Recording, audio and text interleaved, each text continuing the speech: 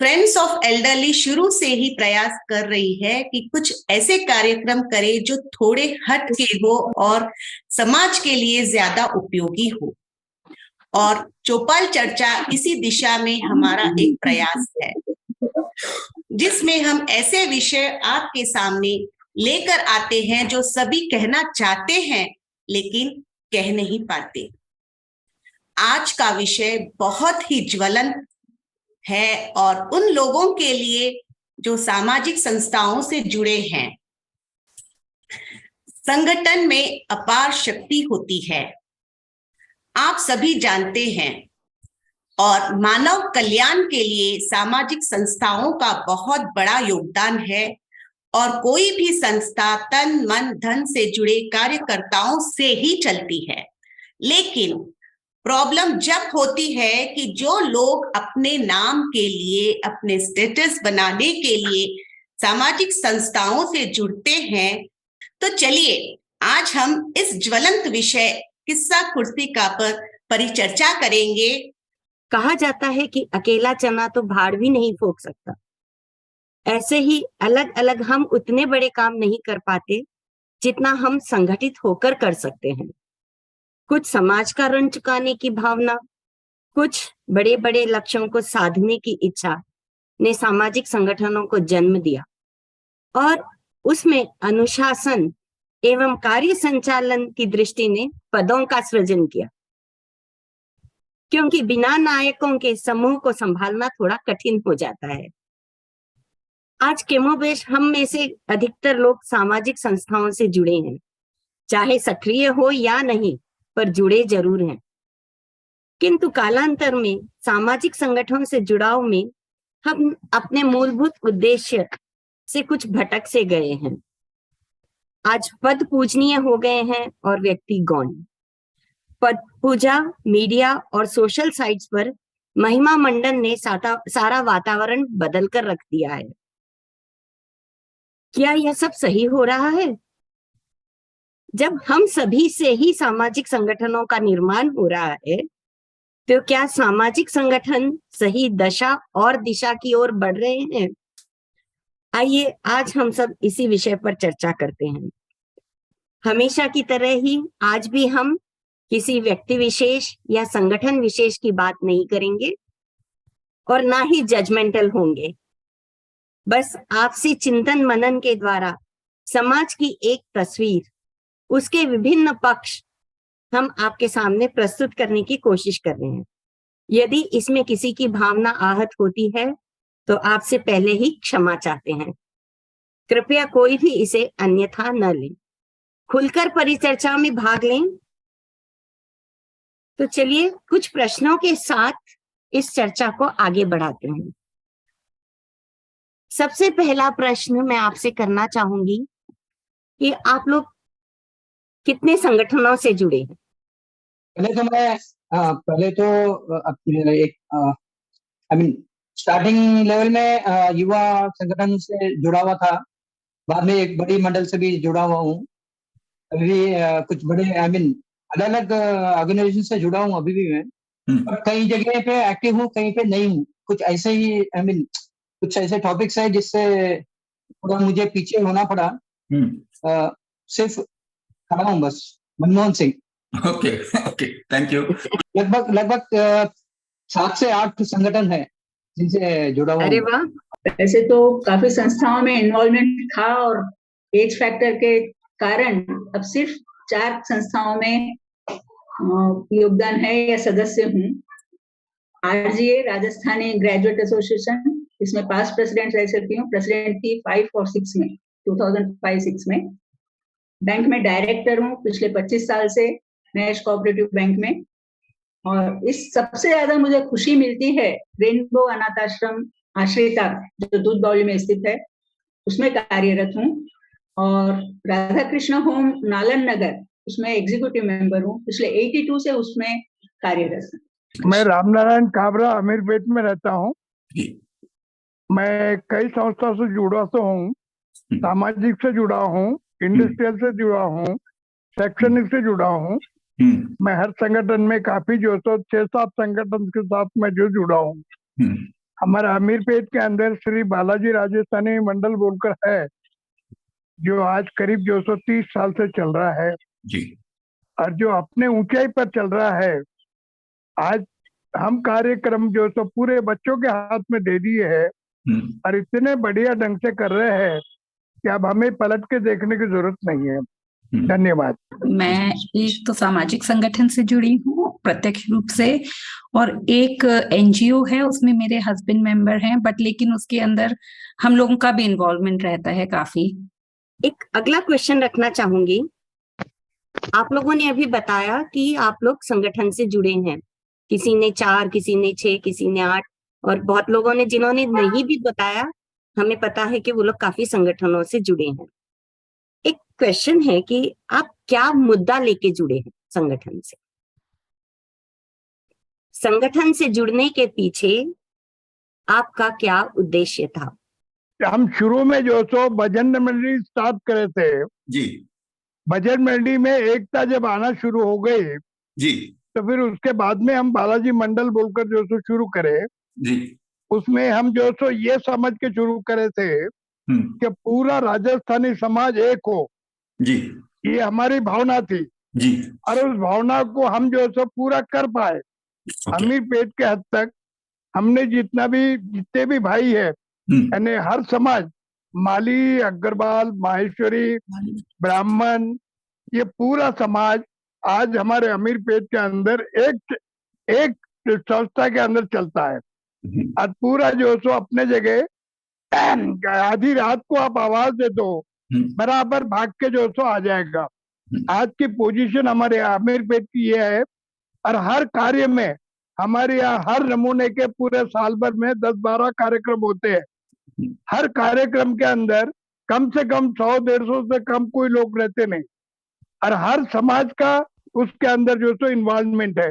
मैं यही चाहूंगा कि हैदराबाद सिकंदराबाद के अंदर भी इसी तरह अगर चला तो मैं हाथ जोड़ के विनती करूं कि हर एक जो सो हर एरिया में जो सो समाज अपना समझ के और अपने हिसाब से कार्य करे, तो मैं समझता हूँ हम कभी किसी से पीछे नहीं रहेंगे। मैं सामाजिक संस्था से जुड़ा हुआ हूँ, कुछ धार्मिक संगठन है जी, उनसे भी जुड़ा हूँ। बस उद्देश्य यही है कि कुछ ऐसी क्या बोलते हैं संस्थाएं हैं जो अभी समाज में काफी मतलब लोगों को सक्रिय नहीं है, काफी लोगों को पता नहीं है, तो कोशिश कर रहे हैं कि वैसे संस्थाओं से सभी को जोड़े और वे उस संस्था में आके वो संस्था द्वारा जो भी कार्य हो रहे हैं वो कार्यों का अवलोकन करे। उसके पश्चात वे अपने इच्छा अनुसार उस संस्था से जुड़ना चाहते हैं तो उनका स्वागत करते हैं।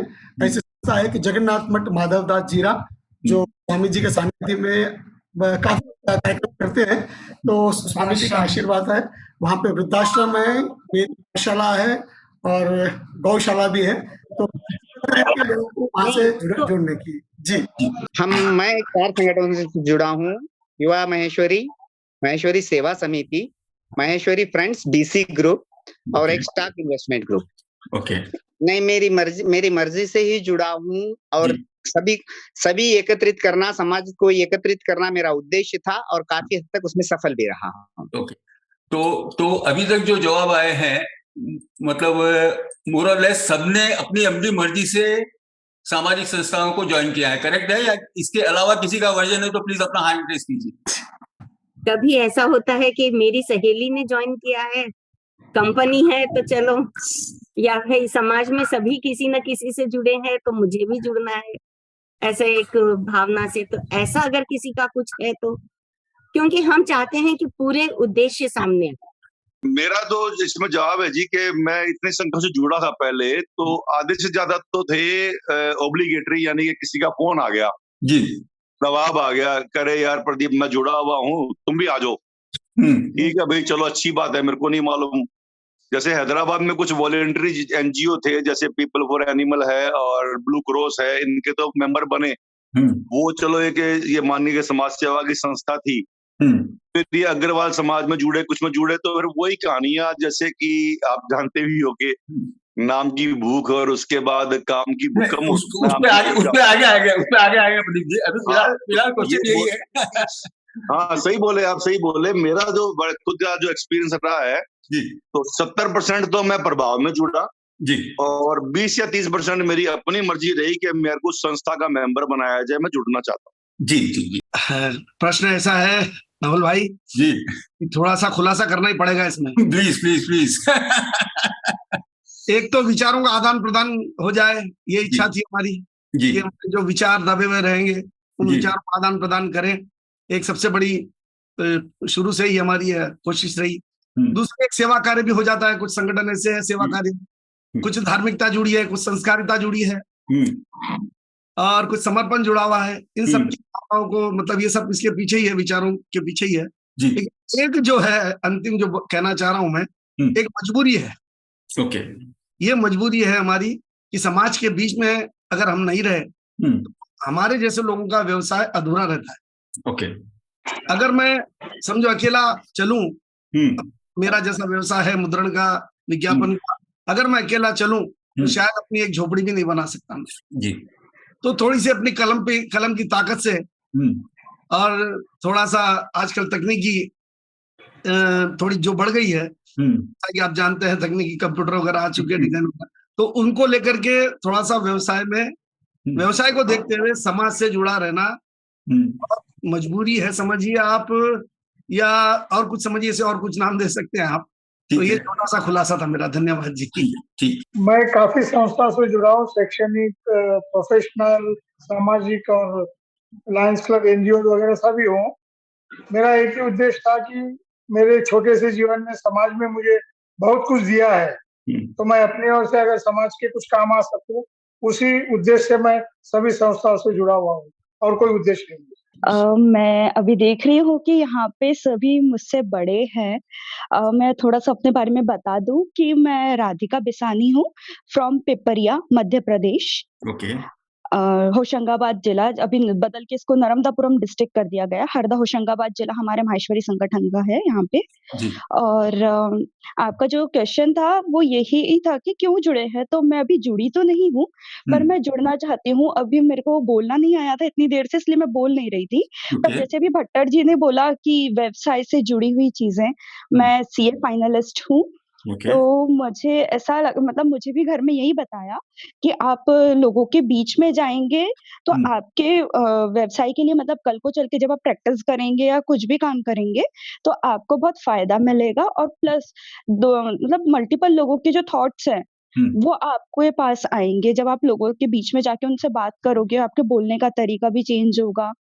और जो इम्बैलेंसेस हैं, मतलब किसी ने हमारी बात से एग्री नहीं किया, तब भी उसे अपनी बात पे एग्री कैसे करवाना है, या इस तरीके की जो भी मतलब प्रैक्टिकल इश्यूज हैं, वो लोगों के बीच में जाकर ही ठीक हो पाएंगी।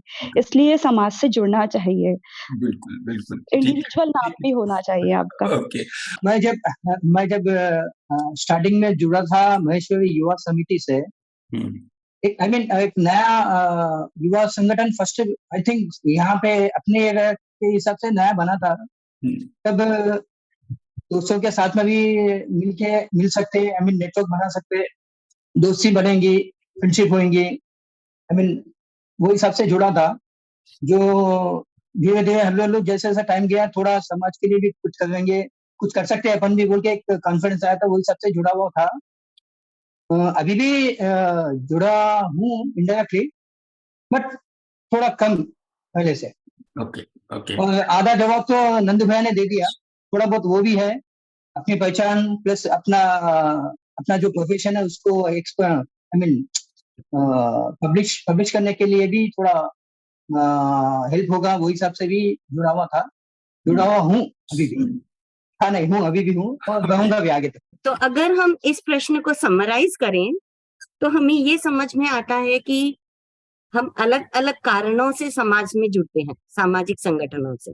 ये हो सकता है कि हम समाज को संगठित करना चाहते हैं, समाज सेवा करना चाहते हैं, नेटवर्किंग के लिए, या मजबूरी में, ऑब्लिगेशन में, और पर्सनालिटी डेवलपमेंट में थॉट्स का आदान प्रदान होता है।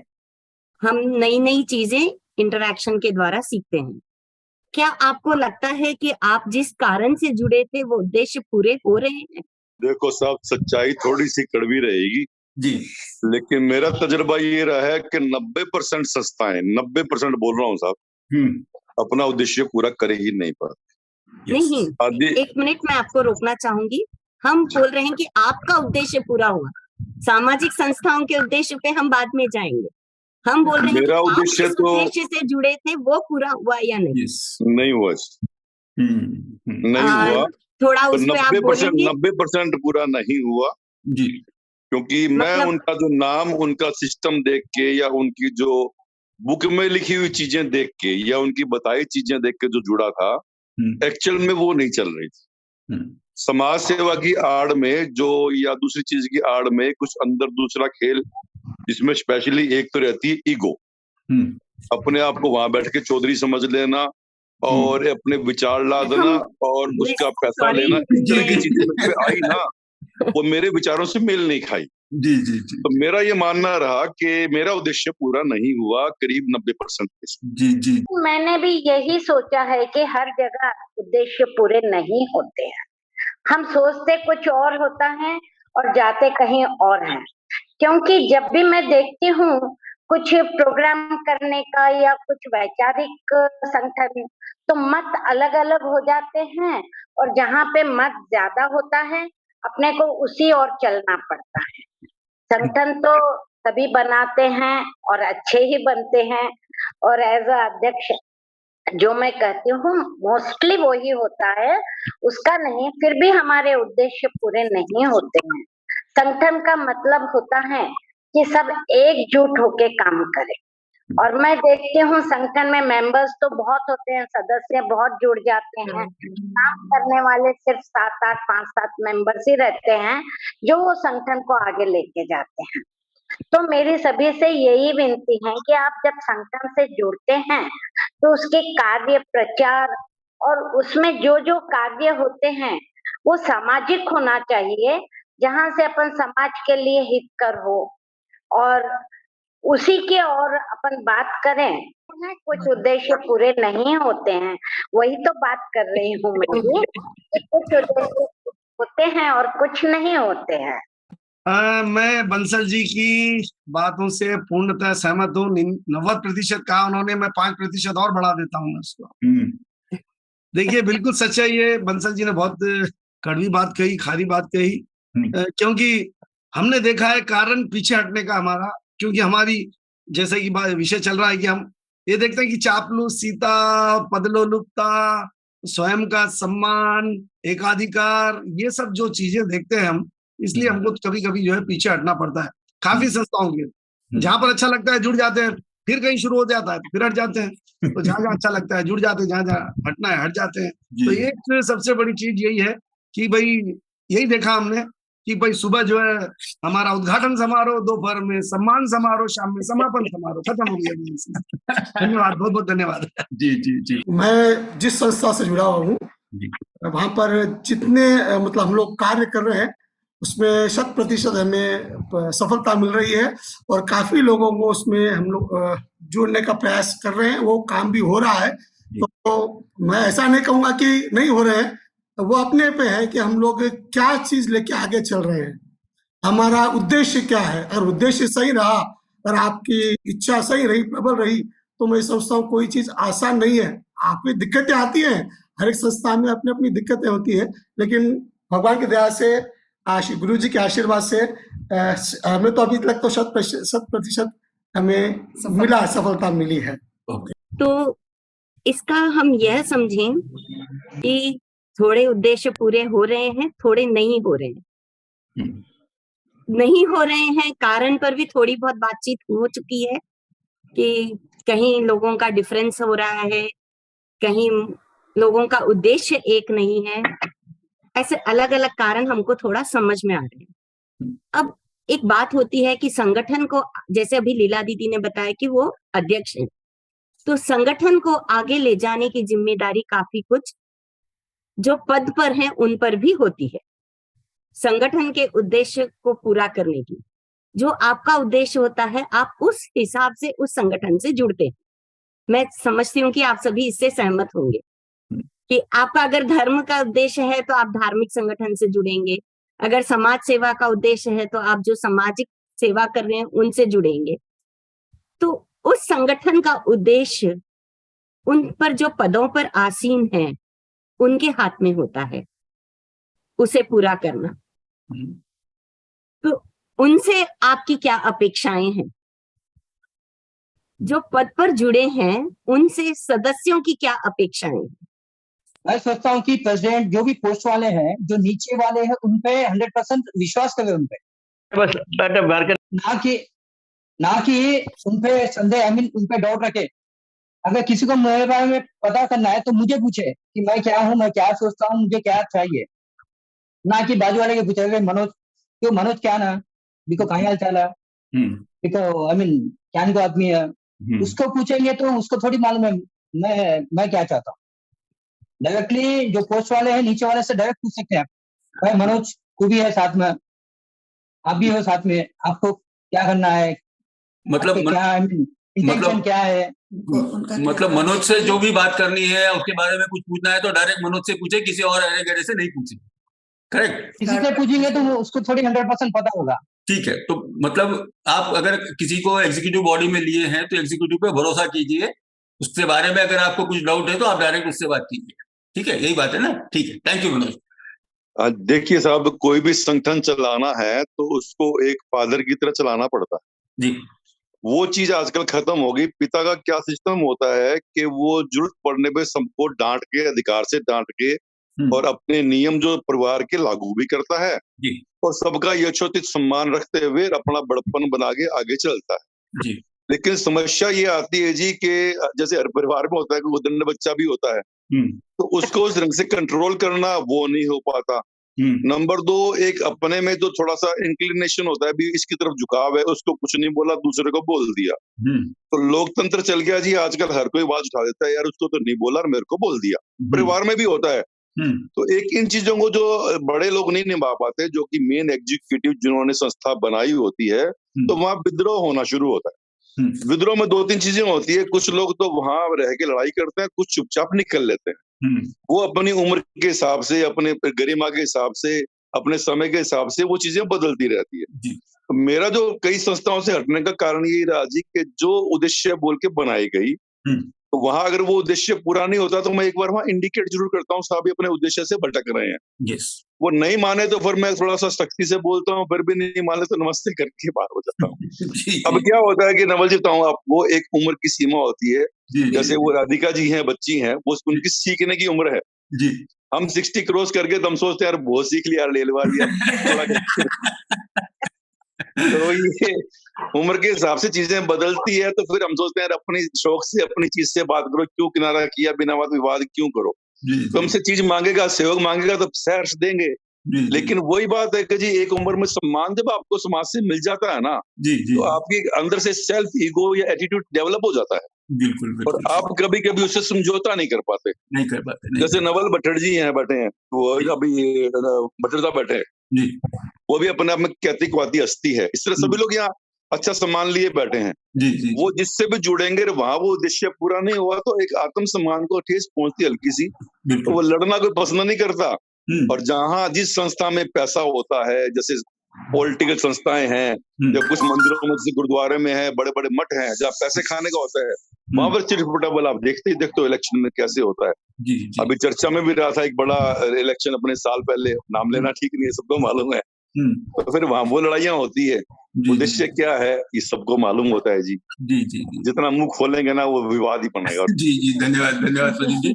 देखिए, मुखिया मुख सो चाहिए, खान पान सो एक, पार्को से सब अंग ही, तुलसी सहित विवेक। तो ये बहुत महत्वपूर्ण बात है कि जो संगठन का मुख्य रहता है उसको, उसका व्यवहार से पूरा संगठन व्यवस्थित रहता है। अगर क्या कुछ भेदभाव करता है या अपने लक्ष्य से हटकर कुछ दूसरी गति करने लगता है, तो निस्संदेह विद्रोह की भावनाएं सब में आ जाती है। और जैसा उन्होंने कहा कि कुछ लोग चाहते हैं अपनी उम्र को देखकर या वातावरण को देखकर हमें विवाद नहीं करना है, हो सके अपने से उसमें सहयोग करो, या हमारे विचार नहीं मिलते हैं तो वहां से हट जाना बेहतर होता है। तो 100% सही। हम अनेक संगठनों से जुड़ते हैं, कुछ कार्य करते हैं, लेकिन जब ऐसे विवाद आ जाते हैं तो चुपचाप वहां से कोशिश करते हैं उसको मतलब उस सुझाव देने की। जब वो सुझाव नहीं मानता है, चाहे रोष भी आता है, लेकिन विवाद ना हो इसलिए चुपचाप वहां से निकल जाते हैं। तो यही हमारी सबसे बड़ी रिकॉर्ड बन जाती है। तो मेरी ये अपेक्षा ये होती है कि वो बहुत से बहुत ज्यादा काम करें और हमारे को ज्यादा से ज्यादा सर्विसेज दे, लेकिन मेरा ये भी कर्तव्य बनता है कि वो लोग जो भी कार्यक्रम करते हैं, जो हमें सलाह देते हैं, जो नियम बनाते हैं, उनका उनको साथ दे। मगर ज्यादातर ये होता है हम लोग साथ नहीं देते हैं, उनके बारे में चर्चा करते हैं, उनकी उपेक्षा करते हैं, ये तो पद पे बैठ गया, उनको अलग समझते हैं, हम अलग समझते हैं। जनरली ये धारणा रहती है, जो कि ठीक नहीं है।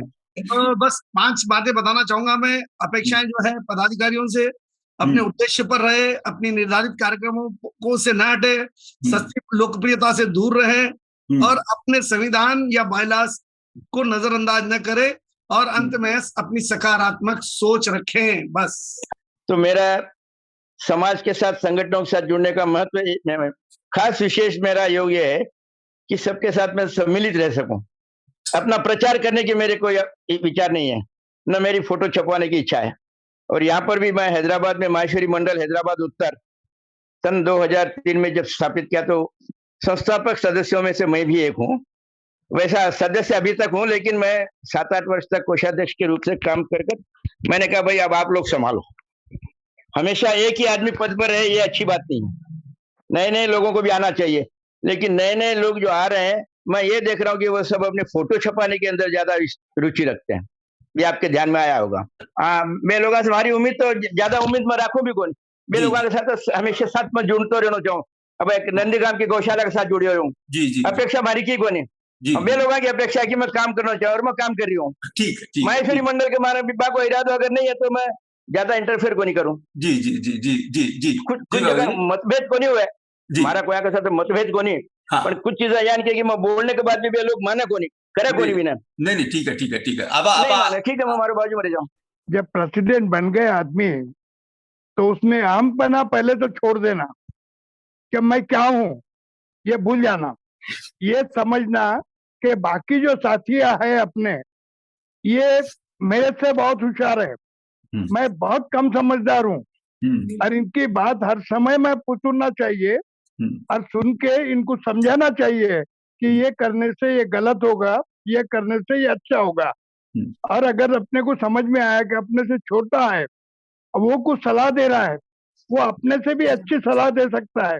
आज की पोजीशन में छोटों से सलाह लेके काम करने में कोई बुराई नहीं है, क्योंकि छोटे जो तो अभी अपन तो दुनिया देख ली है, लेकिन छोटे वाले सामने देख रहे हैं क्या हो रहा है, वो देख के उन्होंने अपने को सलाह देते। यही मेरी निवेदन है।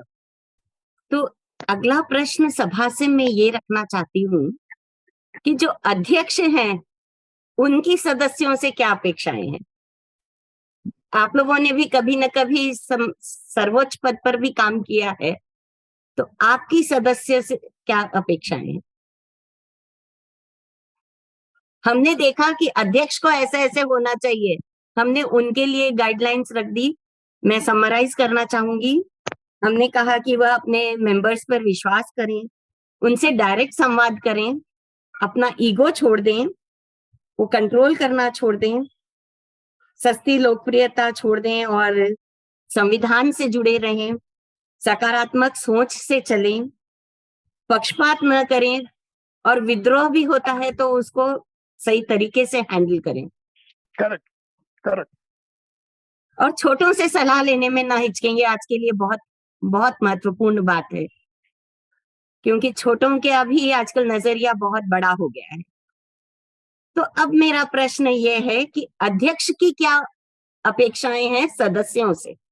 नहीं, वैसे नहीं है, सभी अच्छे लोग ही रहते हैं, सभी सदस्याएं भी अच्छी होती हैं, लेकिन जैसा हमारे महिलाओं का ग्रुप होता है तो उनकी काफी घर की अड़चनें साथ में आ जाती हैं।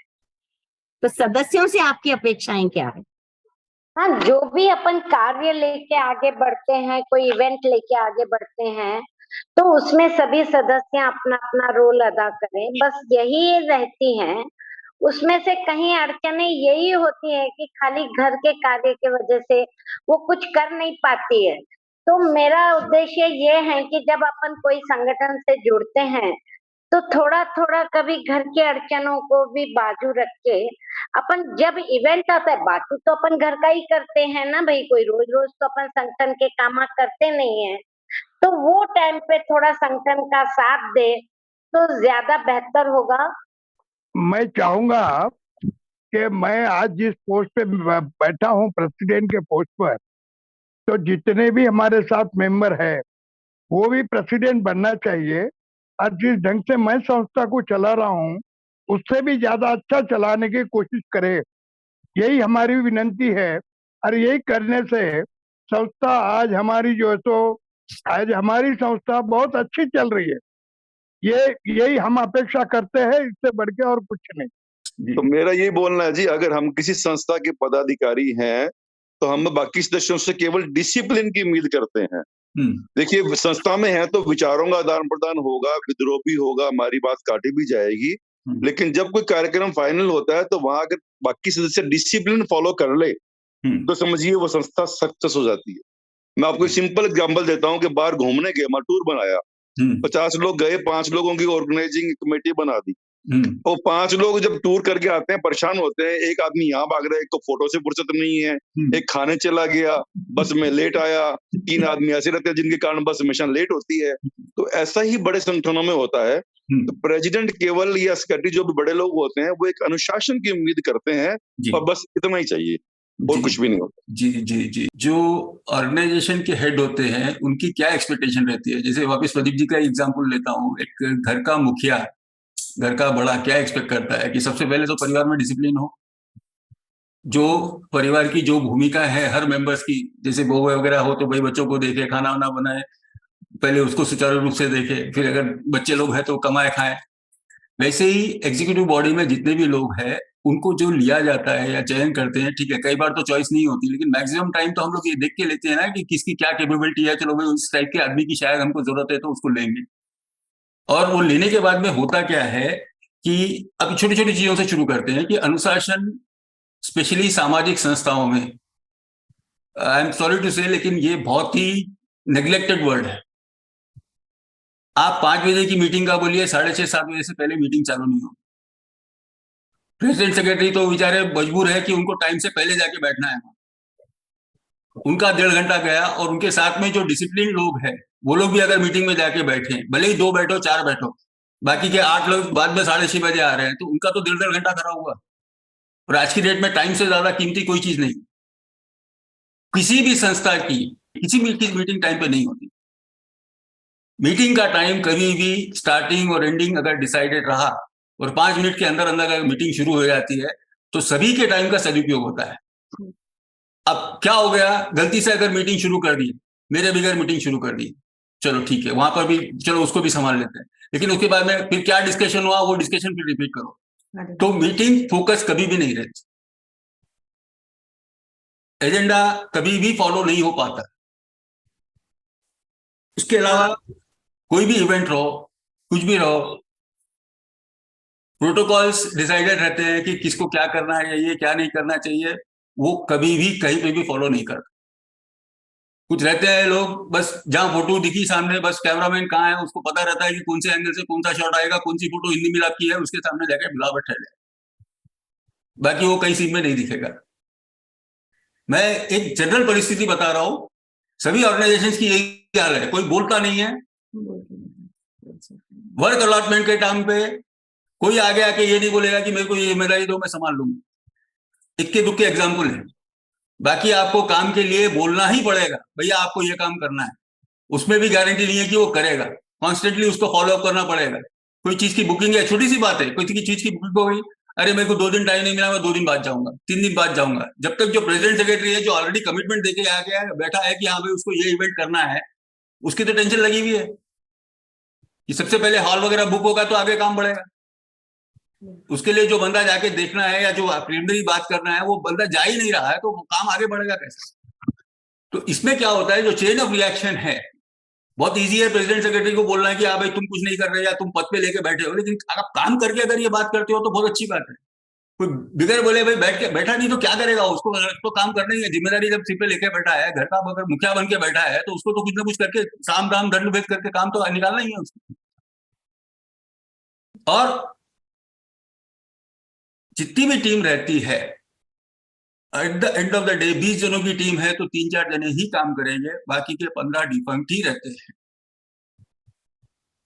अब वो बताने के लिए कि हाँ भाई हमारे पास इतनी बड़ी टीम है, ये लोग है, बताना है, ठीक है, बाकी अदरवाइज वो ये समस्या है दोनों तरफ से। चलिए ठीक है। जो पंक्चुअलिटी की बात है, आज हमारा एफओई का कार्यक्रम है, 4 बजे चौपाल चर्चा शुरू होती है। बहुत से बहुत हम 5 मिनट लोगों का रास्ता देखते हैं। धीरे धीरे लोगों के समझ में आ गया है कि ये टाइम पे शुरू होगी। एक इमेज की बात भी होती है। आप 2-3 आज स्वाध्याय है, सभी को पता है स्वाध्याय है तो वो 3 से 4 मतलब 3 से 4 होगा। अभी हम भी माहेश्वरी महिला संगठन में काम करते हैं, सभी को पता है साहित्य समिति ने अगर ये टाइम दिया है तो ये टाइम के बराबर वो मानेंगे। तो अगर हम अपनी इमेज वैसे बना लेते हैं तो उसमें भी आधी चीजें सॉर्ट होती है। लोगों की जनरल टेंडेंसी तो ठीक होनी ही चाहिए, बट साथ में इमेज की बात भी होती है। लोगों को समझ में आ जाता है इस शादी में पंक्चुअलिटी से होगा, इनके यहाँ 2 घंटे देर चलेगी और लोग मेंटली फिर उस हिसाब से आते हैं। नहीं, ये समस्या काफी बड़ी है। लिखने में बहुत छोटी जो होती है कि दिखती है कि भाई मीटिंग टाइम पे शुरू नहीं होती। ठीक है, चौपाल चर्चा भले यहाँ 2 लोग कम हो या ज्यादा हो फर्क नहीं पड़ता, इसलिए हम लोग टाइम पे शुरू कर सकते हैं। लेकिन वही अगर एग्जीक्यूटिव बोर्ड मीटिंग की बात आ जाए या कोई इंपॉर्टेंट डिसीजन होना है तो आपको मेंबर्स के लिए एटलीस्ट जो की पर्सन है उनके लिए वेट करना ही करना है। मीटिंग का टाइम शुरू होता है, मैसेज आता है भैया मेरे को आधी घंटा और टाइम लगेगा। जो ऑलरेडी मीटिंग में पहुंच गया वो क्या करे, कितनी देर गप्पे मारेगा। तो ये परिस्थितियां थोड़ा सा सभी के समझ में आनी चाहिए, चाहे कार्यकर्ता हो या ऑफिस लीडर्स हो, कि मीटिंग टाइम पे शुरू हो, टाइम पे खत्म हो। भाई साहब की बात से बहुत ज्यादा सहमत हूँ। बात कही है जो है वो प्रेसिडेंट सेक्रेटरी आके बैठ जाते हैं और वेट करते हैं हमारे सदस्य कब आएंगे। 2-4 बैठते ही 2-4 मेंबर्स आ जाते हैं, उसमें अपन मीटिंग कर नहीं सकते, और कर लिए तो दूसरे आने वाले बोलते हैं कि भाई हमारे लिए वेट नहीं किए। ये प्रॉब्लम सब जगह है, इसलिए मैं नवल भाई साहब की बात से बहुत ज्यादा सहमत हूँ। हमारे यहाँ मीटिंग का टाइम 3:30 बजे है और 15 मिनट एक्स्ट्रा देते हैं और 4 बजे हम प्रार्थना शुरू कर देते हैं। उसके बाद में जो भी आता है वो रेड लाइन के नीचे होता है और उसको पेनल्टी लगती है। और उसके बाद में जब 2 साल का कार्यकाल पूरा हो जाता है तो 60% उस सदस्य की प्रेजेंटी नहीं है तो वार्निंग दी जाती है, और अगर ज्यादा ही 80% वगैरह रहा तो हाथ जोड़ के अगले साल आएंगे तो उसे अगले साल लिया जाता है। तो अभी मेरे कार्यकाल में मुझे बहुत खुशी है कि 90% प्रेजेंटी रहती ही है। जी जी जी, कि फाइन वगैरह रखते हैं, लेकिन ये कैसे होता है, जैसे सामाजिक काम है तो वो बोलते हैं हम पहले हमारा टाइम भी देखे, उनको टाइम भी दे और फिर फाइन भी भरे। काफी लोग नाराज हो जाते हैं, तो आप इसको कैसे मैनेज करते हो? नहीं, हमारे यहाँ पे नाराज मतलब शुरू में प्रॉब्लम आई, आपने सही बताया, और अभी लगभग 6 साल से ये प्रॉब्लम नहीं है, प्रेजेंटी भरपूर रहती है करके। मतलब उससे ऐसा लगता है कि सिर्फ हम संस्था में जुड़ने के लिए नहीं आए हैं, काम कार्य करने के लिए आए हैं। जिसको कार्य करना है तो वो प्रेजेंट ही रहेगा, और जब तक आप मीटिंग में नहीं रहेंगे तो आपको समझ में क्या आएगा कि मीटिंग में क्या हो रहा है, हमको आगे क्या करना है। हमने हमारी संस्था में यहाँ माहेश्वरी महिला मंडल मंचित्याल में हमने उसको किटी से जोड़ दिया, और किटी हम टाइम पे निकालते हैं। तो सभी को लगता है कि अगर हम टाइम पे नहीं पहुंचे तो हमको गेम में एंट्री नहीं मिलेगी। हमने एक गेम शुरू कर दिया कि अगर आप 3 बजे तक आते हो तो आपको गेम में एंट्री मिलेगी, प्राइज मिलेगा। हमने थोड़ा मीठा वाला प्रलोभन दे दिया है। किसी कार्यक्रम में आप लोगों को कौन सी चीज मोटिवेट करती है? और इसका अगला प्रश्न ये भी रहेगा कि कौन सी चीज आपको डीमोटिवेट करती है? मुझे अभी जस्ट एक 6-8 महीने हो गए, तो आज जब समाज में महाराष्ट्र में हल्दी कुमकुम का ज्यादा रिवाज है, तो हल्दी कुमकुम जब प्रोग्राम किया तो जहाँ 100 लेडीज थी, तो मुझे प्रभु कृपा से कहिए या तो आज 230 लेडीज वहां थी, छोटी बड़ी बहुएं बहन बेटियां। तो मुझे वो देखकर एक लगा कि मैं समाज को जोड़ने का प्रयास कर रही हूँ। आप किसी कार्यक्रम में क्यों जाती हैं? नई बातें सीखने के लिए। मारो एक उद्देश्य और है कि सामाजिक काम कुछ कर दिखाऊं। नाम होना जरूरी कोने, पण सामाजिक संस्था का माने स्थापना करने का उद्देश्य वो हो रही है प्रतिस्पर्धा कोनी बल्कि ईर्ष्या की वजह से संस्था को स्थापन करो, वो गलत है। दूसरा के साथ ईर्ष्या रखकर कोई संस्था स्थापन करना अब बहुत गलत है। विश्व का है कि समाज के माने 2-2, 3-3 झड़ा हुआ है, नहीं रहना। और भी कहला बोलने को चांस जो है हरेक ने मिलना चाहिए। कटे कहीं है कि हाथ में माइक आएगो तो आधो घंटो पूर्ण घंटो बोलते चले, मुख्य अतिथि बाजू में रह जाए। और एक तीसरी, अब आप में से कोई तो बोले हो कि कोई लोग देर आओ, बोलो माँ का रस्तो को नहीं दे गया, तो मैं खुद इंपॉर्टेंट समझना चाहे तो टाइम पर आ जाना चाहिए। हाँ, देर आया तो माफी मांग सको, साहब हमारी गलती होगी, जरा देर हो फलानो काम हो की भी हो, पर माँ को रस्तो क्यों नहीं देखा। संस्था के वास्ते रुकना जरूरी को नहीं, बेस्ट संस्था के वास्ते रुकना चाहिए। हमारा बोलने का मतलब है। मेरा ये बोलना ये रहेगा, मैं अगर किसी संस्था से जुड़ता हूँ, मैं उनके ऑर्गेनाइजर में नैतिकता और समयबद्धता और अनुशासन, अगर ये चीज है तो मैं पक्का उस संस्था से जुड़ता हूँ। तो वही चीज मोटिवेट करती है। अगर उसका ऑर्गेनाइजर इनसे हटता है तो मैं वहां से तुरंत निकल जाता हूँ। समाज सेवा के नाम पे मनोरंजन न हो। Okay, very good. आप कार्यक्रम प्रभावशाली रहे, ज्ञानवर्धक रहे, विषय की सार्थकता बनी रहे, ये 3 सूत्र है इसके अंदर। लेकिन ऐसा होता है कि कभी कभी जाना पड़ता है ऐसी संस्थाओं में जहां पर जो है हम जो है क्या कहें, अब रात में एक कंबल बांटने के लिए 6 लोग खड़े होकर के फोटो खिंचाएं, और दूसरा जो है उस्मानिया हॉस्पिटल में एक सेब देकर के 5 लोग फोटो खिंचाएं। तो ऐसे कार्यक्रम भी देखते हैं जो मतलब होने नहीं चाहिए, फिर भी होते हैं। और वहां भी जो है उस संस्था से जुड़े तो मजबूरी से जाना पड़ रहा है, अन्यथा वो भी सिर्फ जो मिलने वाली है वो मरीज को वो नहीं मिलेगी, जो कम्बल मिलने वाली है वो नहीं मिलेगी उस, तो मजबूरी में भी जाना पड़ रहा। तो एक कार्यक्रम की प्रभावशाली रहे, ज्ञानवर्धक रहे और विषय की सार्थकता बनी रहे। बस, धन्यवाद। आज हमारे पास भागवत कथाएं होती है, 3 बजे से टाइम रहता है। 3 बजे आपको मुश्किल से 100-125 लोग दिखेंगे और 7 बजे तक वो जो है जाके 1000-1500 हो जाएंगे। तो आजकल कथाओं में सुनने थोड़ी जाओ, लोग पूछे थोड़ी कितना लोग आया कथा सुनने, वो कौन बोला, यो बोले कि कितना लोग जी में आज, कितना लोग जी में। और दूसरी चीज, कितना भी बड़े से बड़ा सामाजिक या धार्मिक प्रोग्राम हो, आज एंटरटेनमेंट के बगैर कहीं नहीं हो रहा। और ठीक है, वो विषय हम आगे लेंगे। आज हम क्या क्या कर रहे हैं, बहुत गुस्सा आता है नंदू भाई, आप हनुमान जी बना के स्टेज पर डांस करा रहे हैं, आपने भी देखा होगा वीडियो। सबसे बड़े दुश्मन अपने धर्म के अपन खुद बनते जा रहे हैं। खैर, ये एक अलग विषय है, उस पर कभी और चर्चा करेंगे हम। मोटिवेट तो ये चीजें करती हैं कि कार्यक्रम अपने सब्जेक्ट से जुड़ा रहे, उसमें कुछ नया हो, कुछ नया सीखने को मिले, ज्ञानवर्धक हो, प्रभावशाली हो, विषय की सार्थकता बनी रहे। तो ऐसा क्या है जो आपको प्रोग्राम से दूर हटता है? एक चीज तो आपने कह दी, सस्ती लोकप्रियता। सस्ती लोकप्रियता से लोग दूर हटना चाहते हैं अगर कार्यक्रम में है, लेकिन ये मैंने देखा है कि बोलने के समय लोग बोलते हैं, बट खिंचवाने के समय वहां पे 5-6 लोग तो फोटो एक से पकड़ के खिंचवा ही रहे हैं। तो क्या चीजें हैं जो आपको कार्यक्रम से दूर हटाती है, जो आप सामाजिक कार्यक्रम में नहीं देखना चाहते? मुझे मंचीय कार्यक्रम नहीं पसंद आते हैं। लोगों का स्वागत, फिर उनका एक स्मृति चिन्ह देना, उनको एक एक करके स्टेज पे बुलाना, मुझे लगता है वह समय, इतने लोगों का समय है, किसी का एक ईगो संतुष्ट करने के लिए हम उतने लोगों का समय बर्बाद कर रहे हैं।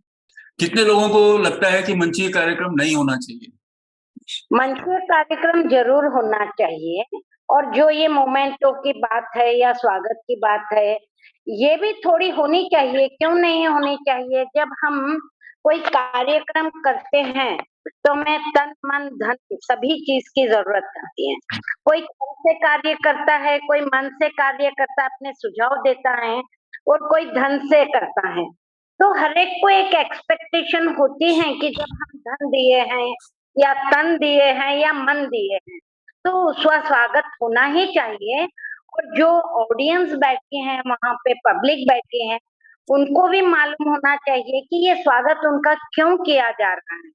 तो वैसे ही दूसरों को इंस्पायर होता है उससे, और वो भी उस संस्था से जुड़ते हैं। तो मैं इस बात से सहमत हूँ कि मंचीय कार्यक्रम जरूर होना चाहिए, उसके बगैर कोई कार्यक्रम सफल नहीं होता है। होना चाहिए, बट जो मुख्य अतिथि है या जो स्पेशल गेस्ट है या जो स्पेशल सहयोग दिए उनका होना चाहिए। जो अपने ही लोग है, अपने लोगों का स्वागत करते हैं बहुत बार अपन, कि यहाँ के प्रेसिडेंट है, ये यहाँ के सेक्रेटरी है, इनका ही स्वागत करते हैं। वो आई थिंक स्किप हो तो अच्छा है। मंचीय कार्यक्रम के बगैर थोड़ा सा मुश्किल हो जाता है कि रिसोर्सेस इकट्ठा, फाइनेंशियल रिसोर्सेस इकट्ठा करना। तो उसके लिए स्पॉन्सरर्स हो गए या किसी को चीफ गेस्ट आजकल, ठीक है, वो जरूरी है। लेकिन मंचीय कार्यक्रम में जो दो गड़बड़ें होती हैं, एक, वापस वो प्रोग्राम टाइम पे शुरू नहीं होता। दूसरा, जो ऑफिस बेरर्स है, वापस मैं वही पॉइंट पे आता हूँ, ऑफिस बेरर्स है, वो प्रोटोकॉल का ध्यान नहीं देते। वो शॉर्ट होना चाहिए। हम एक एक को स्टेज पे बुलाते हैं, वो स्टेज पे पहले से भी हम उनको सेट कर सकते हैं, एक साथ ही सभी आके बैठ सकते हैं, उसमें टाइम बचेगा। हम पहले एक बार स्वागत करते हैं, फिर मोमेंटो देते हैं, तो उसको हम बहुत लंबा करते हैं।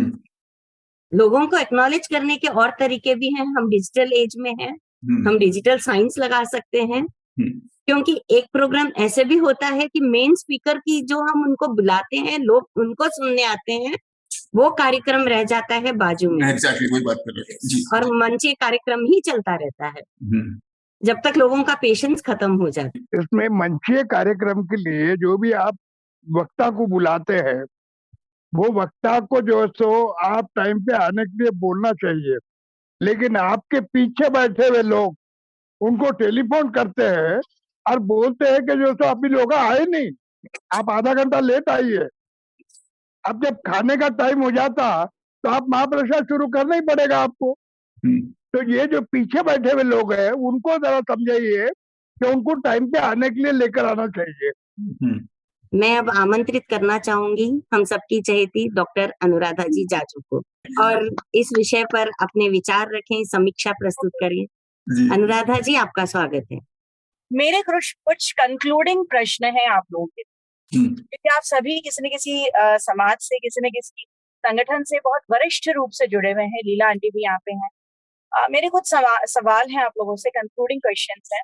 आप में से कितने लोग पद लेने के पहले उस पद के जो नियम है या उस पद के आप लोगों के लिए जो काम वहां पे निर्देशित हैं, उन कामों की व्याख्या को समझते हैं?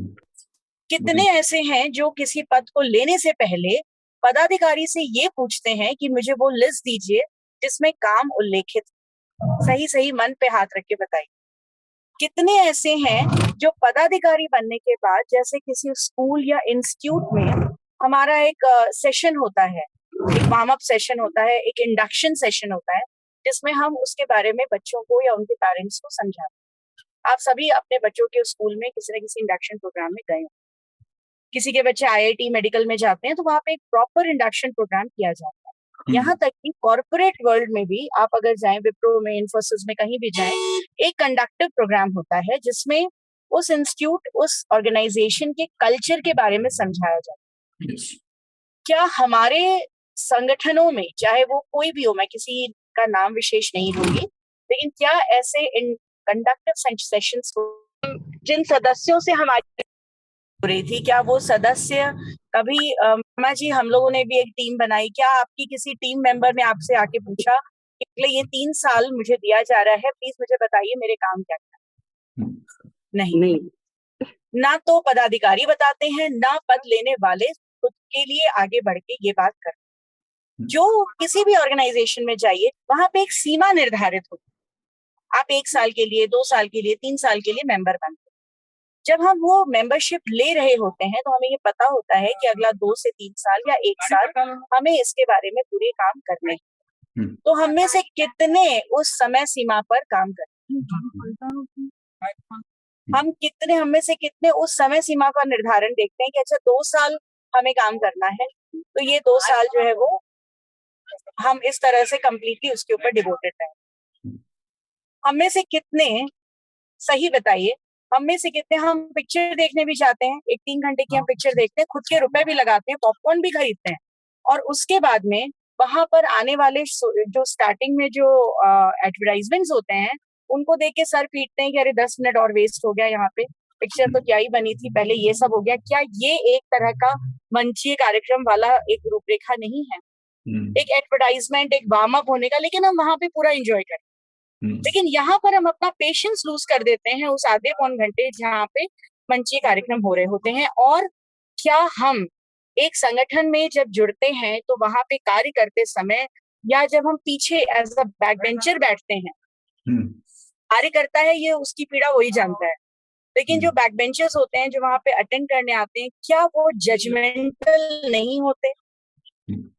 अगर किसी ने कोई काम किया और उसकी फोटो खिंचवाई, उसको न्यूज़पेपर में डाला, तो क्या इसका एक पॉजिटिव पॉइंट ये नहीं है कि जब तक हम बताएंगे नहीं कि ऐसा कुछ हो रहा है, तब तक दूसरे कैसे जान पाएंगे कि ऐसा कुछ काम हो रहा है? क्या ये एक तरह की मार्केटिंग नहीं है? समाज सेवा जो बिल्कुल जिसको कहते हैं कि बाएं हाथ से करते हैं और दाहिना हाथ ध्यान नहीं देता, या उसको पता नहीं चलता, वो समाज सेवा अलग है। लेकिन ये समाज सेवा थोड़ी मैं कहूंगी पॉलिश्ड समाज सेवा होती है, या थोड़ी सी डेकोरेटेड समाज सेवा होती है। तो क्या इसमें इस तरह की मार्केटिंग के लिए हम ओपन माइंड नहीं रख सकते? क्या हम एक पॉजिटिव एटीट्यूड नहीं रख सकते? क्यों हम इतने जजमेंटल हो जाते हैं कि उसने फोटो खिंचवाई मतलब वो उस फोटोग्राफ के लिए पूरी तरह से उसके मन में एक तरह की ग्रीड है? क्यों ये हम मानते हैं कि ये सस्ती लोग, आज मैं कोई काम, मैं अपनी बात करती हूँ, मैं कोई काम करती हूँ तो मैं उसका एक स्टेटस पे जरूर फोटो डालती हूँ। उसका उद्देश्य ये नहीं होता कि मैंने कुछ बहुत बड़ा अचीव किया, उसका उद्देश्य ये होता है कि कोई ये जाने कि ये भी किया जा सकता है, ये भी हो सकता है। तो क्या इसको सस्ती लोकप्रियता कहेंगे हम? क्या इसके लिए हम थोड़ा सा कम जजमेंटल होते हुए अपने आप को थोड़ा सा एस्टैब्लिश नहीं कर सकते? मेरा प्रश्न है, हो सकता है मैं गलत हूँ, मेरा प्रश्न। दूसरी बात, हम समय की प्रतिबद्धता की बात करते हैं, हमें ये कंप्लेन रहती है सबसे कि हम समय के प्रतिबद्ध नहीं है, या लोग समय से प्रोग्राम शुरू नहीं करते हैं। लेकिन हम में से खुद कितने लोग समय पे कार्यक्रम में जाते हैं? मेरा बैकग्राउंड म्यूजिक काफी ज्यादा लाउड है, आप लोगों को परेशान? ठीक है। लेकिन मेरे ये कुछ प्रश्न हैं, क्योंकि जब सवाल कुर्सी का होता है तो कुर्सी के साथ जितनी पद की मर्यादा आती है, जितना पद का निर्वाह करने की जिम्मेदारियां आती हैं, उतना कहीं ना कहीं एक अपना एक माइंडसेट भी कार्य करता है। जब हमारे घर में जो हेड ऑफ द फैमिली होता है उसका अपना एक कार्य करने का तरीका होता है। जब head of the family change होता है तो कार्य करने का तरीका बदल जाता है, क्योंकि सास भी कभी बहुती वाला कल्चर आ जाता है कि जो चीजें बहू को कभी खराब लगा करती थी, अब वही सास बन के उसको फॉलो करती है। तो क्योंकि सास भी बहू वाला कल्चर यहाँ भी आ जाता है। जो पहले एक नॉर्मल सदस्य हुआ करते थे, जब वो पद पे जाते हैं तो वो काफी कुछ वैसा ही कार्य करते हैं जैसे वो जब सदस्य थे, तो जिन चीजों को वो क्रिटिसाइज करते थे, अब वही काम वो खुद करते हैं। और इसमें कहीं मैं कहूंगी इसमें कुछ ज्यादा गलत नहीं होता, क्योंकि कुछ चीजें करनी पड़ती हैं। कुछ चीजें हम केवल खुश करने के लिए करते हैं, कुछ चीजें हम सामने वाले को नोटिफिकेशन देने के लिए करते हैं, उनके ये कह सकते हैं कि उनको उनकी प्लेस देने के लिए करते हैं। तो किस्सा जब कुर्सी का होता है तो उसके पीछे कई प्रश्न आ जाते हैं। भट्टर जी ने जैसे बताया कि जब हम संगठन से जुड़ते हैं तो हमें ऐसी कई जगहों पे जाना पड़ता है जहाँ पे हमारा मोराल हमको अलाउ नहीं करता, बिल्कुल नहीं करता। लेकिन घर में, परिवार में भी हम ऐसे बहुत से कामों में लिप्त होते हैं जहाँ हमारा मोराल हमको नहीं अलाउ। आज मैं हूँ, मुझे ऐसा लगता है। और दूसरी बात ये कि जैसे हम कोई मूवी देखने जाते हैं, उसके रिव्यू को पहले चेक करते हैं। हम में से कितने किसी समाज के संगठन से जुड़ने से पहले उसकी पूरी रिपोर्ट को चेक करते हैं कि इनका काम करने का तरीका कैसा रहा?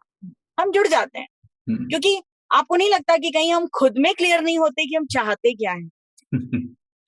क्या हम सिर्फ टाइम पास के लिए जुड़ना चाहते हैं कि ठीक है अभी मेरे ऊपर जिम्मेदारियां खत्म हो गई हैं, अब मुझे कोई ऐसी जगह चाहिए जहाँ पे 1 आध घंटा 2 घंटा मैं जा सकूं? कई लोगों के मन में ये भी एक फीलिंग होती है।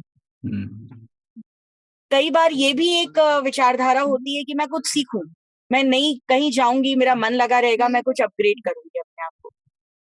कभी कभी ये भी होता है कि पीयर प्रेशर, अरे चलो यार क्या घर पे रहते हो, चलो ये ज्वाइन कर लो, इस चक्कर में भी हम ज्वाइन कर लेते हैं। तो क्या ऐसा नहीं होता कि हम खुद में क्लियर नहीं होते कि हम जब यहाँ पे किसी संगठन से जुड़ रहे हैं, हमें कुछ पता नहीं है उसके उद्देश्य क्या है, हमें कुछ पता नहीं है कि उसकी नीतियां क्या हैं। क्या हो सकता है कि वो संगठन सिर्फ पैसे के दम पे काम करे। मैं अपना खुद का एग्जाम्पल दे सकती हूँ कि मैं पिछले 6 साल से राष्ट्रीय संगठन से जुड़ी हुई हूँ, और जब मैं उस संगठन में जुड़ी थी तो मैंने अपनी शर्तों पे संगठन को ज्वाइन किया।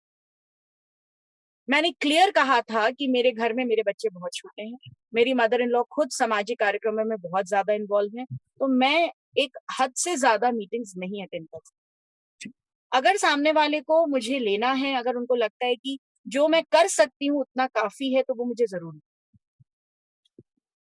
तो हम में से कितने अपने दिए हुए काम में कंप्लीटली डेडिकेशन दे सकते हैं, ताकि बाकी 4 काम में हम कह सकें कि भाई माफ करिएगा, हम इस तरह रोज अपने घर को छोड़कर बाहर नहीं आ सकते। हम हर जगह अपनी छोटी छोटी उपस्थिति एज अ सदस्य दिखाते हैं और क्रिटिसिज्म की बड़ी बड़ी उपस्थिति दिखाते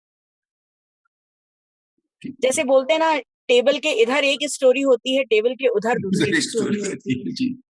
ये दोनों तरफ की स्टोरी का ही डिफरेंस होता है जब किस्सा कुर्सी का जो है वो जस्टिफाई नहीं होता।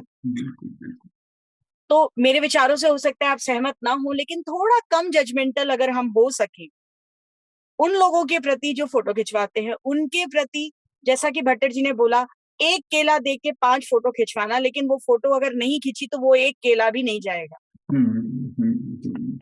वो एक केला भी नहीं जाएगा। तो पॉजिटिव क्या है, वो एक केला जाना, चलिए इसको तो हम बर्दाश्त कर भी लेंगे। वो एक कंबल दे करके, और वो भी किसको दे रहे हैं? गीता में कहा गया है, मैं big follower of Gita, Gita में कहा गया है कि दान उसी को दीजिए जो देश काल जरूरत से उस दान के योग्य। आपको किसी ने बोला है कि आपके ऊपर शनि की महादशा है, गरम ऊनी कपड़ा काला दीजिए, और आप जाके हैदराबाद में मई जून के महीने में वो दान दे आए, ये दान किसी काम का नहीं होता, ये हम सब जानते हैं। लेकिन हम कभी कभी ये भी सोचते हैं कि ठीक है, इसी बहाने कुछ तो गया, तो पॉजिटिव साइड को थोड़ा क्यों नहीं देख। आज जैसा लीला आंटी ने बोला कि मंचीय कार्यक्रम बहुत जरूरी है, क्योंकि जो लोग अपना तन मन धन लगाते हैं उनको कहीं एक रिकॉग्निशन चाहिए। कौन आज निर्लिप्त भाव से काम करता है, और अगर नहीं करता है इट्स ओके, कम से कम काम तो हो रहा है। जो करना चाहते हैं वो तो करके निकल जाते हैं, हमें और आपको पता भी नहीं चलता। आज हमारे देश के माननीय प्रधानमंत्री भी कार्य को करने के बाद एक बड़े से प्यारे से शॉल में एक पोज तो जरूर देते हैं तो पता चल सके कि ये काम भी होता है। तो ये बहुत, इस पॉजिटिव साइड को लीजिए कि हर बार फोटो खिंचवाना इस उद्देश्य से नहीं होता, और उनका होता होगा, मैं तो कहती हूँ उनका होता होगा। क्या हम पॉजिटिव नहीं ले सकते कि अच्छा ये काम भी होता है? अब मैं आपको एक छोटा सा एग्जांपल देती हूँ। कुछ समय पहले हमारे एफओई के थ्रू ही किसी का हमने सम्मान किया था, जिन्होंने शायद 70 इयर्स में पीएचडी करी। 77 में, राइट। अब मैं आपको बताऊं नवल जी, इसको आप ये कह सकते हो कि उन्होंने अपना परचम, मतलब उन्होंने अपने आप को ग्लोरीफाई किया, बताया, लेकिन क्या ये बाकी लोगों के लिए एक मोटिवेशन नहीं हो सकता? मेरे लिए तो था। मैं तो तब से सोच रही हूँ कि एक और पीएचडी करनी। मैं भी करने की कोशिश कर रहा हूँ मैम। तो फिर तो ये जो हम, मतलब ये पॉजिटिव साइड है उन चीजों का जहाँ पे हम अपने आप को कुर्सी पर, जो किस्सा कुर्सी का है, उस पे अपने आप को दर्ज करने की कोशिश करते हैं। पदाधिकारी हूँ, सदस्य हूँ, सबसे पहले मुझे ऐसा लगता है एक इंडक्शन प्रोग्राम बहुत जरूरी है। मैं खुद एक संस्था से 6 से 7 साल जुड़ी रही, मैं काम भी करती रही, लेकिन मुझे बात तक ये पता नहीं था कि मेरी जिम्मेदारियां क्या है, मेरा अधिकार क्षेत्र कहाँ तक है, मेरे कर्तव्य कहाँ तक। बस वो पोजीशन मिली, पद मिला, काम करना शुरू किया, लोग खुश होते रहे, काम होता रहा। क्या ये करने के लिए हम आते हैं? तो एक इंडक्शन तो जरूर होना चाहिए। नई टीम बनती है, उस टीम को लेके फॉलोअप्स होने चाहिए। और रमा जी बहुत अच्छे से जानती हैं, मैं जिस संगठन को बिलोंग करती हूँ, हर प्रोग्राम होने के बाद में, नवल जी, भट्टर अंकल, हर प्रोग्राम होने के बाद में एक आफ्टर पार्टी का 10 मिनट का सेशन हम जरूर लेते हैं। तो आप सभी कुर्सी के किस्से को थोड़ा पॉजिटिव लेके सोचें, हमने अपेक्षाओं पे बहुत बात करी, लेकिन थोड़ा हल पे भी बात करें, थोड़े सोल्यूशन पे भी बात करें। हमने ये जरूर बोल दिया कि महिलाओं को अपना घर थोड़ा सा छोड़ देना चाहिए। हमने ये नहीं बोला कि जब हम उनसे काम लेते हैं तो ये बोलना चाहिए कि भाई तुम्हें 1 साल हमारा साथ निभाना है, तुम बता दो तुम किस सेक्शन में साथ निभाओगे, किस समय पे तुम खाली हो, तुम्हें गर्मियों की छुट्टियों में चाहिए, हम उस समय तुम्हारे से संबंधित काम रखेंगे। एक्चुअल प्रॉब्लम कहाँ आती है कि उसकी साड़ी मेरी साड़ी से सफेद कैसी है, उसकी फोटो मेरे से ज्यादा कैसे। परफेक्ट। मैं एक बात पूछती हूँ, ह्यूमन नेचर के अगेंस्ट कहाँ तक जाएंगे? ये ह्यूमन नेचर है। हाँ, मैं ये बात बोल रही हूँ, आप में जो एबिलिटी है हर किसी में नहीं होती है, इनकलकेट करनी है। आपके सारे जो भी क्वेश्चंस है या आप जो भी बोलती हैं उसको सब मान लेते हैं, लेकिन जिनमें नहीं होती है तो उनको तो उतना ही जरूरी लगता है ना जितना उसको छोटा सा मिल गया, she is satisfied. Leela aunty, इसका एक आंसर दूंगी आपको। क्या लीडरशिप प्रोग्राम्स जो पूरी दुनिया चलाती है, पूरी दुनिया लीडरशिप प्रोग्राम्स चलाती है, तो संगठन के लीडर्स अपने आप को अपग्रेड क्यों नहीं करते? आज एक छोटी सी ऑर्गेनाइजेशन में, अपने खुद की कंपनी में जहाँ 35 एम्प्लॉइज है, लीडरशिप प्रोग्राम्स चलाती है, तो आप अपने संगठन में लीडरशिप प्रोग्राम क्यों नहीं ऑर्गेनाइज करते? क्यों नहीं लीडर्स अपने आप को अपग्रेड करते हैं? क्यों नहीं वो कैपेबिलिटी लेके आते हैं कि आप कुछ बोलें और लोग सुने, समझें? मैं ये नहीं कहती कि आप जो आप बोलें वो सब एकदम हाथ हिला के सब बात करें, नहीं, बट एक लीडरशिप प्रोग्राम्स आप लोगों को भी अपने लिए अपग्रेड करना चाहिए। अब वो जमाना नहीं है कि आपने बोल दिया खड़े हो जाओ तो सारे सदस्य खड़े हो गए, आपने बोला बैठ जाओ तो सब सदस्य बैठ गए। अब लीडर्स का जमाना है, अब बिजनेसमैन नहीं, एंटरप्रेन्योर्स का जमाना है। तो वैसे ही लीडर्स का जमाना है जहाँ पे सब साथ में लेके। और मेरी साड़ी से सफेद वाली जो कॉन्सेप्ट है रमा जी, ह्यूमन नेचर के अगेंस्ट हम जा नहीं सकते। Let's go with the wave, enjoy this, the feeling of jealous, why not? क्यों नहीं हम इस बात, अगर हम ऐसा नहीं करेंगे तो हम बेटरमेंट के टुवर्ड्स नहीं जाएंगे। हम सेंट नहीं है, मतलब लीडर को वहां मुश्किल हो जाती है मेंबर्स को संभालने में। हाँ, बट ये कम्युनिकेशन की बात है। जब आप कम्युनिकेट करते हो, जब आप कम्युनिकेशन की बात करते हो, तो वहां पे इन सब चीजों को हम कई हद तक सॉर्ट कर सकते हैं। एक जो दूसरा पहलू है ये सब चीजों का, जो एक बहुत बड़ा इश्यू है कि कई लोग आज मैक्सिमम जो बड़ी बड़ी संस्थाएं सफर कर रही है, उसमें भी one of the major reason ये है कि कोई संस्था इस्टेब्लिश होते होते काफी साल निकल जाते हैं जी, और सडनली कोई एक नया ग्रुप आता है, वो चाहे मनी पावर, पॉलिटिकल पावर और व्हाटएवर, वो अपना वर्चस्व दूसरी संस्थाओं पे जमाने की कोशिश करता है जी। तो इससे क्या होता है कि कई एग्जाम्पल है अपने हैदराबाद में ही, कोई एक बोल के भी नहीं है, काफी है, जिसमें क्या होता है कि जो संस्था एक हिसाब से अगर 2 गुट बन गए तो मैनेजमेंट टीम है उसी में है, तो वो एकदम डायरेक्शनलेस हो जाती है। जी, जी, जी।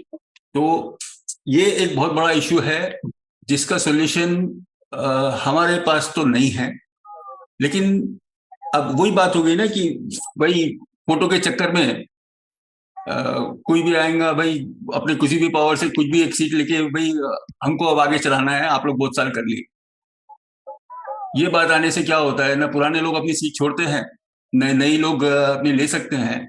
तो ये चक्कर में क्या होता है कि वो ऑर्गेनाइजेशन बहुत ज्यादा सफर करना शुरू कर देता है और काफी ऑर्गेनाइजेशन, नेशनल लेवल के, स्टेट लेवल के, सिटी लेवल के, काफी ऑर्गेनाइजेशंस में इसी समस्या की वजह से वो जाके वहां रुके हुए हैं।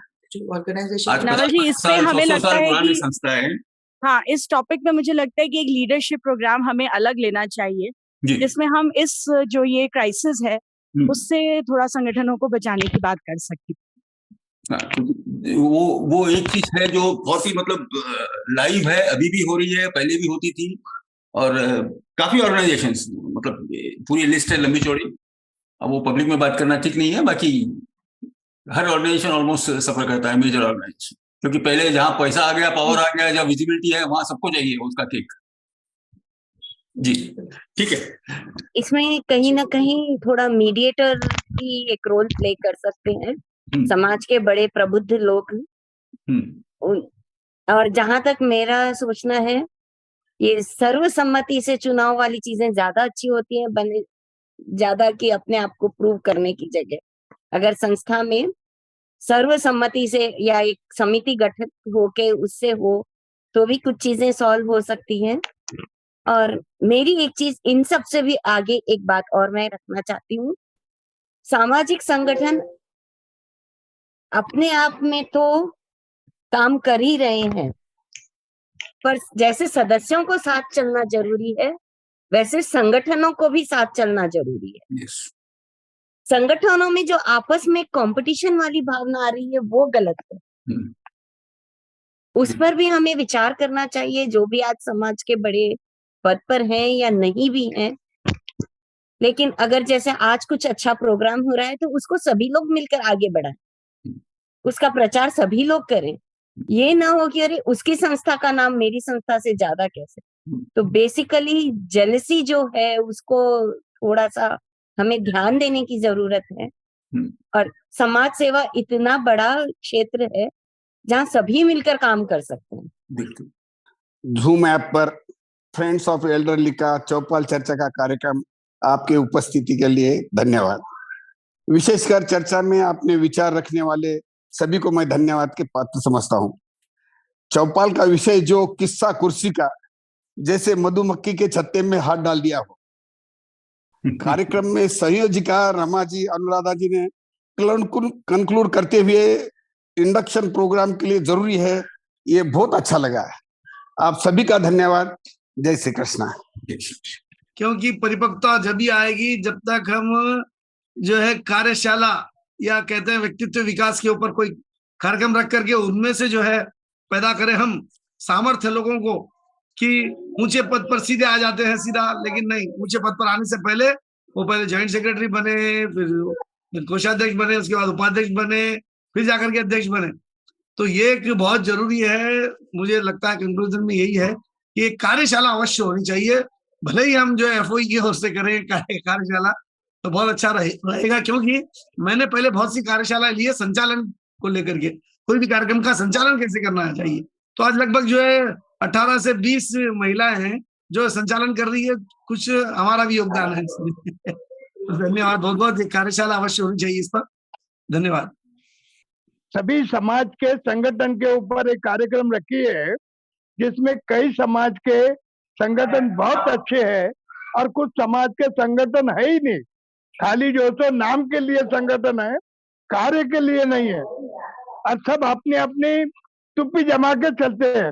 तो मेहरबानी करके एक प्रोग्राम वो रखी है जो पूरे संगठन के लिए क्या करना चाहिए। नवल जी बहुत अच्छा प्रोग्राम लिया है आपने, बहुत शानदार। और ऐसे ही प्रोग्राम लीजिए, हम भी शामिल होंगे। नवल भाई आज का विषय तो यहाँ को रही है कि कंटिन्यू सुबह 4 बजे तक भी चला तो 4 वो बात यह हुई मधुमक्खिया में छत्ता में हाथ डाले जान लोगे कि मधुमक्खिया निकली साले हाँ तो आटा बोल दिया। नहीं आटा तो बोलने को बोल दिया, बाहर जाकर कहीं बाहर जाकर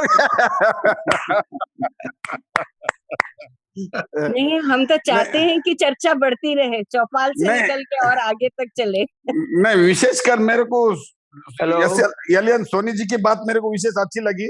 उन्होंने जिस संगठन में जिस संगठन में उन्होंने हुए है, उन्होंने उसके लिए नहीं है कि अपने पास जो है मैं सबको देने के लिए उन्होंने संगठन में ज्वाइन हुई है।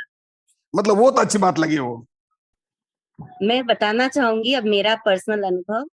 जब मैं मंचरियाल शिफ्ट हुई थी, यहाँ का माहौल ऐसा था, एक छोटा गांव जैसा था, यहाँ लेडीज बाहर नहीं निकलती थी। 93 में जब मंचरियाल माहेश्वरी महिला मंडल का संगठन हुआ, तब लोग इतना ही बोले कि सिर्फ महिलाएं घर से बाहर निकले, आप सिर्फ भवन में आके मिलिए, आपकी चाय का खर्च भी हम देंगे, पुरुष समाज ने ये कहा था। और उसके बाद जो हमने यात्रा शुरू की और आज सभी हमारे पर इतना गर्व करते हैं कि महिलाएं आज मंचरियाल की इतना कुछ कर रही है। मतलब जब तो ऐसा था कि अच्छा ये मीटिंग में जाती है, वो वहां से हमारा सफर शुरू हुआ है।